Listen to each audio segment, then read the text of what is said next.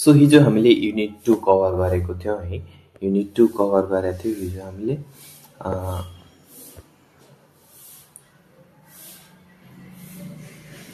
हिजो हामीले युनिट 2 सकाएको थियौं र आज हामीले युनिट 3 मा फोकस गरेर युनिट 3 सकाउने छौं र युनिट 3 मा 5 आवर लेक्चर छ, तर we will cover in just 20 minute जस्तो लाग्छ मलाई, यहाँसम्म लाग्छ।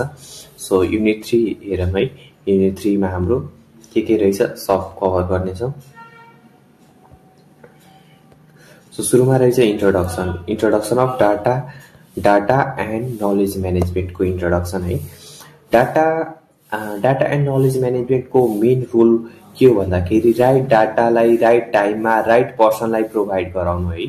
अनि डाटा भनेको र फ्याक्ट एन्ड फिगर जस्तै स्टुडेन्टको नेम लिस्ट, मार्कसिट, यिनीहरू सबै डाटा भयो। अनि इन्फर्मेसन भनेको त्यही डाटालाई त्यही मार्कलाई हैन सबभन्दा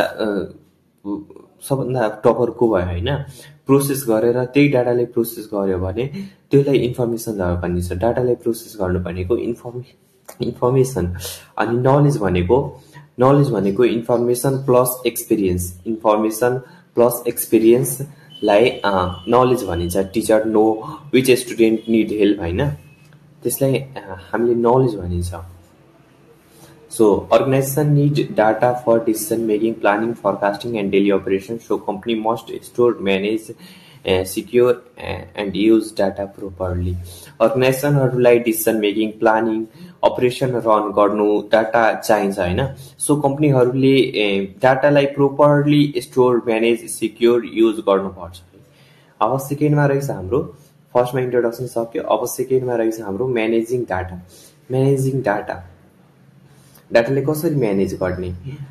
managing data means collecting, storing, updating, securing, maintaining and using data effectively. Managing डाटाको मिनिङ डाटालाई कलेक्ट गर्नु, स्टोर गर्नु, अपडेट गर्नु, सिक्योर गर्नु, मेन्टेन गर्नु र युज गरेर प्रोसेस गर्नु हैन। अब वाइ डाटा इम्पोर्टेन्ट किन छ? Data importance of data management is ensure accuracy of data. Data important किन छ भन्दाखेरि डाटालाई सेफ राख्नु। डाटा म्यानेज राम्ररी गरेन भने डुप्लिकेट हुन सक्छ, पुअर सिक्युरिटी यिनीहरू हुन सक्छ हैन। सो अगाडि यो हेरौँ अनि त्यसपछि यो हेरौँ के प्रोब्लम आउन सक्छ। इम्पोर्टेन्स अफ डाटा म्यानेजमेन्ट हेरौँ। Ensure accuracy of data, keeps data safe, make data available when needed, reduce duplication data, helps in making better decision हैन। यो सबै इम्पोर्टेन्स अफ डाटा म्यानेजमेन्ट भयो। बडी एक्सप्लेन गर्नु पर्दैन, एकदम सिम्पल पर्छ। Problem if data is not manage, के प्रब्लम हुन्छ भन्दाखेरि डाटा डुप्लिकेसन हुन सक्छ, same data many time repeat हुन सक्छ, अनि data inconsistency, different version of same data हुन सक्छ हैन। डाटा सिक्युरिटी इस्यु आउन सक्छ हामीलाई, डाटा मिसिङ या लस हुन सक्छ। सो यो सेकेन्ड सक्यो। अब जाम थर्डमा डाटाबेस एप्रोच भनेको means storing data in a centralized system using database plus DBMS. Database approach भनेको डाटालाई सेन्ट्रलाइज सिस्टममा स्टोर गर्ने मेथड हो जसमा डाटाबेस प्लस डीबीएमएस हुन्छ हैन। डाटाबेस भनेको a collection of related data. This is a collection of related data होइन। Database भनेको जुन हामीले कुन पहिला पनि सेमेस्टरमा डीबीएमएस पढाएको थियौं हैन, त्यसकै यहाँ पनि छ हैन। डीबीएमएस डाटा म्यानेजमेन्ट सिस्टम यो एउटा सफ्टवेयर होइन। डाटा म्यानेजमेन्ट सिस्टम सफ्टवेयर हो जसमा हामीले डाटा स्टोर गर्न, अपडेट गर्ने, डिलिट गर्ने, भ्यू गर्ने मिल्छ हैन। जुन हामीले PHP मा पनि यो 4th सेमेस्टरमा PHP मा अपडेट, डिलिट, भ्यू गर्ने बनाएको थियो हैन, रिट्राइभ गर्ने, यो पनि युज गरेका थियौं हामीले, माइस्क्यूएल, ओरेकलहरु। So advantage of database approach के हो? डाटाबेस एप्रोचको एडभान्टेजहरु पढौँ है। डाटाबेस एप्रोचको एडभान्टेज हो सबभन्दा पहिला डाटा सेयरिङ। डाटा सेयरिङ भनेको मल्टिपल युजरले युज गर्न, सेम डाटा युज गर्न मिल्छ हैन। Data security means data security means password पर्मिसनहरू माग्छ हैन, अनि त्यो भएर डाटा हाम्रो सिक्योर हुन्छ। डाटा इन्टिग्रिटी, एक्युरेसी, कन्सिस्टेन्सी हुन्छ। डाटा करेक्ट र कन्सिस्टेन्ट हुन्छ। लेस डाटा रिडन्डेन्सी भनेको डुप्लिकेट डाटा रिमुभ हुन्छ हैन। No duplicate data. Backup and recovery prevent data लसबाट प्रिभेन्ट गर्छ। इक्जाम्पल के छ भन्दाखेरि college database store student teacher fee result attendance in one system. सब डाटाबेसमा म्यानेज हुन्छ। स्टुडेन्टको, टिचरको रिजल्ट, फी यी सबै डाटाबेस राम्रो कलेजमा कलेजको डाटाबेसमा त्यो रिकर्ड हुन्छ, इलेक्ट्रोनिकमा नत्र भए पेपरमा रिकर्ड हुन्छ। बिग डाटा भनेको के हो अब बुझौँ है।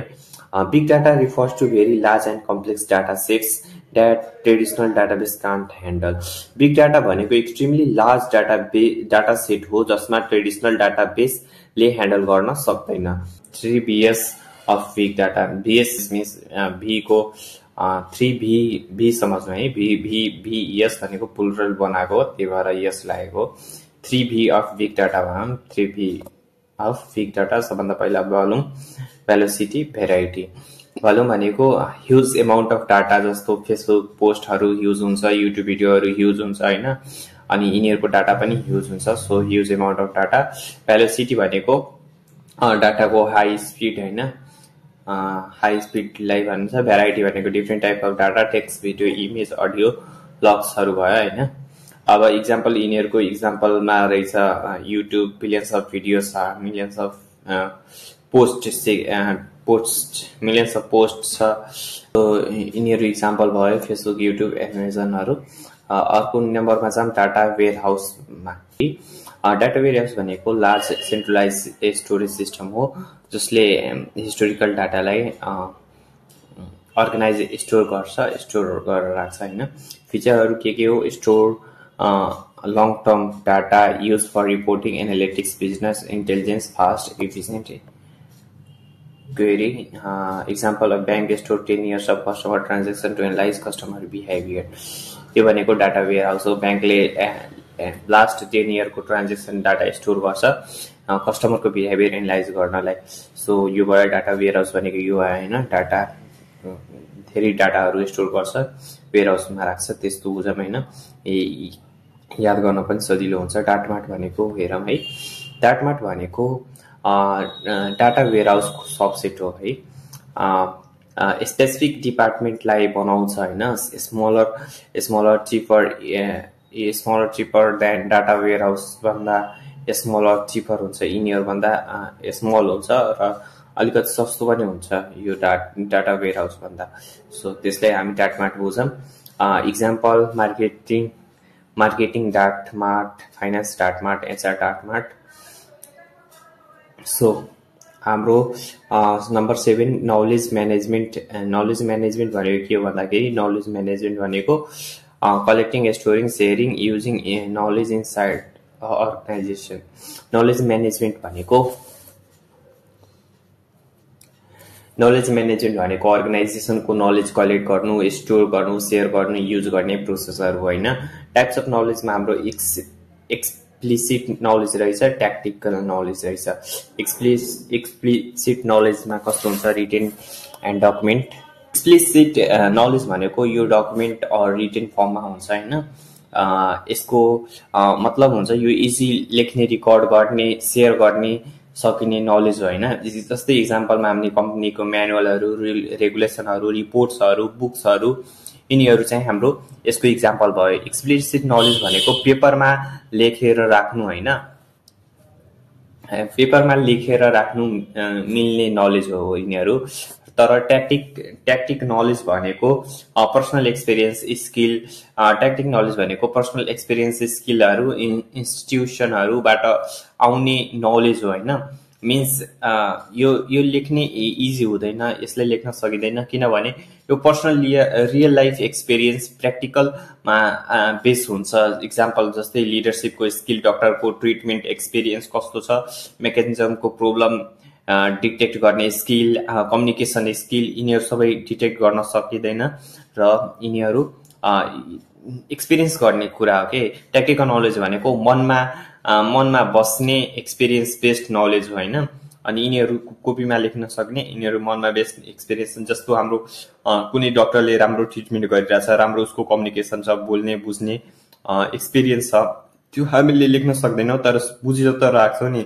यो टिचरले राम्रो पढाइरहेछ, यसको पढाएको म बुझिरहेको छु भनेर, अनि त्यस्तोलाई एक्सपिरियन्स भन्छ। अनि त्यसलाई बुझेर राख्छौँ, त्यसलाई ट्याक्टिकल नलेज भन्छ। त्यही लेख्ने कुरामा रुल रेगुलेसनहरू के हुन्छ होइन, त्यो चाहिँ हाम्रो एक्सपेक्टिक नलेज भयो। यो भने एक्सप्लिसिट नलेज भयो। अनि यो भनेको ट्याक्टिक नलेज भयो। ट्याक्टिक नलेज यो भयो। अब यसको इम्पोर्टेन्स हेरौँ है। कलर चेन्ज गरिदिन्छु, म यो कलर राखिदिन्छु। Importance of knowledge management. Importance of knowledge management, इम्प्लोइको एक्सपिरियन्स प्रिजर्भ हुन्छ होइन। यसले गर्दा इन्क्रिज प्रोडक्टिभिटी इन्क्रिज हुन्छ, इनोभेसन बढ्छ, बेटर डिसिसन लिन मिल्छ। अब यिनीहरूको सर्ट समरी छ होइन। हाम्रो यो चाहिँ कति भनौँ 5 अनि 8 10-12 मिनटकै भिडियोमा यो सक्यो। यो हाम्रो च्याप्टर सर्ट पनि थियो। डाटा भनेको र फ्याक्ट यस्तो बुझौँ, अलिकति सर्ट समरी रहेछ, याद गर्नको लागि लास्ट मिनटमा सजिलो हुन्छ। डाटा भनेको र फ्याक्ट, इन्फर्मेसन भनेको प्रोसेस डाटा, डाटालाई नै प्रोसेस गरेको डाटाबेस भनेको रिलेटेड डाटा कलेक्सन, डिबिएमएस भनेको manage the database, big data भनेको लार्ज फास्ट डाइभर्स डाटाहरू, डाटा वेयर हाउस भनेको बिग हिस्टोरिकल डाटाबेस, डाटमार्ट भनेको small department specific warehouse हुन्छ होइन। यो वेयर हाउस भन्दा डाटमार्ट अलिकति वेयर हाउस यत्रो छ भने डाटमार्ट भने अलि त्योभन्दा सानो हुन्छ, स्मलर हुन्छ र चिपर पनि हुन्छ। अनि नलेज म्यानेजमेन्ट भनेको म्यानेजिङ एन्ड सेयरिङ नलेज, यो यिनीहरू जस्तै हो होइन। भिडियो राम्रो लाग्यो भने लाइक्स कमेन्ट सेयर गर्नुहोला। अर्को पनि मेरो च्यानल छ, त्यहाँ पनि हजुरले पढ्न सक्नुहुन्छ। त्यो किस स्टडी रिलेटेड म भिडियो राख्छु, युवराज शाह भन्ने। अनि मेरो नाम पनि युवराज शाह हो। अनि त्यो च्यानल सर्च गर्नुहुन्छ, सुरुमै आउँछ युवराज शाह भनेर। भिडियो राम्रो लाग्यो भने लाइक कमेन्ट सेयर गरिदिनु होला। अब नेक्स्ट भिडियोमा हामी युनिट 4 युनिट 5 लिएर युनिट 9 सम्म कभर गर्नेछौँ। सो धन्यवाद।